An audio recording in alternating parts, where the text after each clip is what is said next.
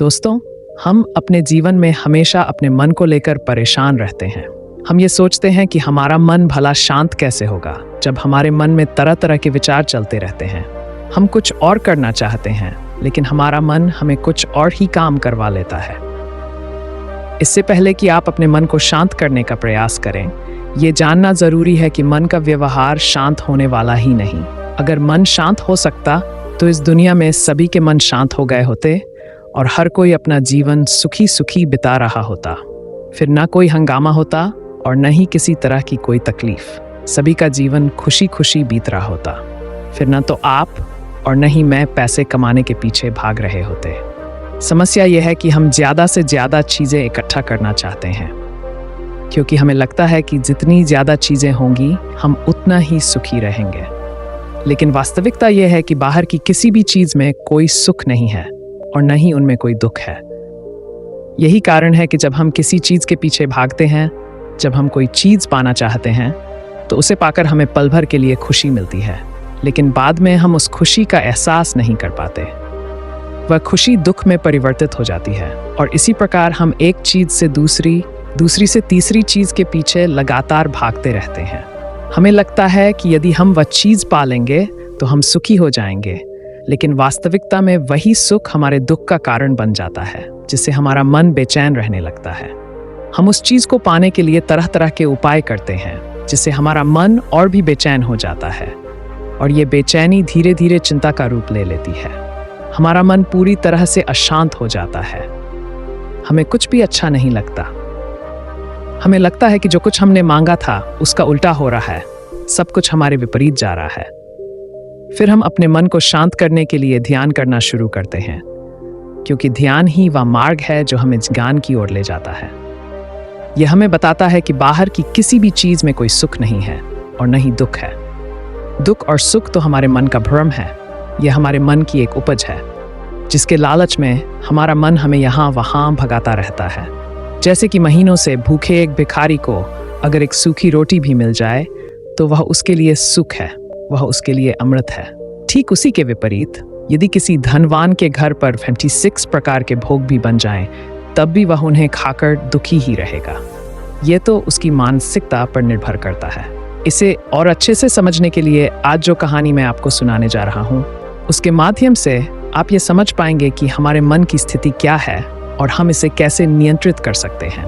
तो चलिए बिना किसी देरी के कहानी शुरू करते हैं। एक समय की बात है, एक गांव में एक युवक रहता था। वह हमेशा चिंताओं और तनावों से घिरा रहता और उसका मन बहुत अशांत रहता था। उसने अपने जीवन में बहुत प्रयास किए, लेकिन उसे शांति का मार्ग नहीं मिल पा रहा था।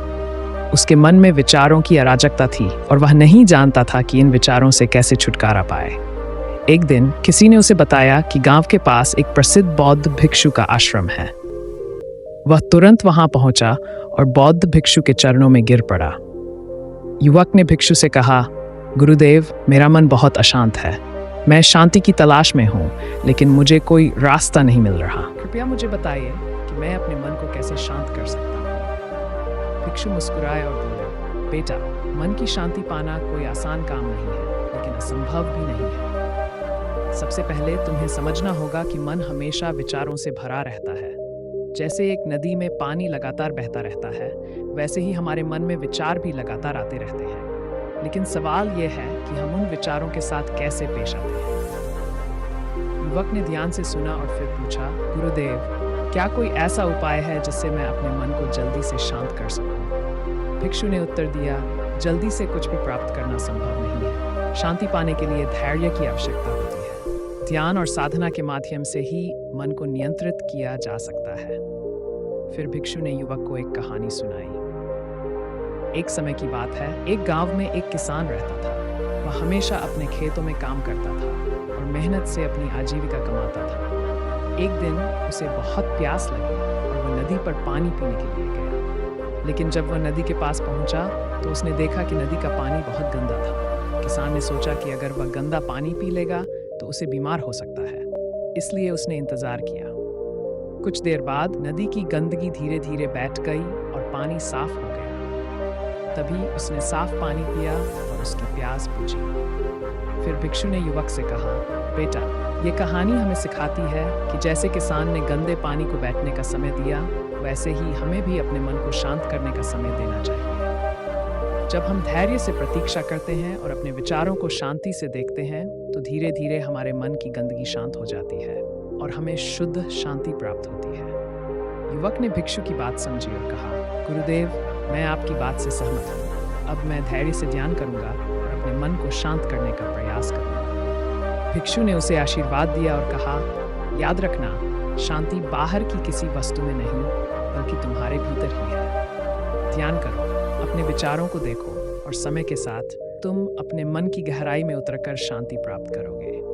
युवक ने गुरु को प्रणाम किया और अपने जीवन में ध्यान और धैर्य को अपनाने का संकल्प लिया। कुछ ही महीनों बाद उसने महसूस किया कि उसके मन में पहले जैसी अशांति नहीं रही। धीरे धीरे उसे अपने जीवन में सच्ची शांति और आनंद का अनुभव होने लगा। दोस्तों, आपने आज के इस वीडियो से क्या सीखा, वह मुझे आप कमेंट में बता सकते हैं। इसी के साथ मैं उम्मीद करता हूँ कि आपको आज की वीडियो पसंद आई होगी। तो इस वीडियो को उस इंसान को शेयर करें और उसी के ठीक बाद चैनल को सब्सक्राइब करें। तो चलिए फिर मिलते हैं ऐसी एक और नई वीडियो में। तब तक के लिए अपना ख्याल रखें।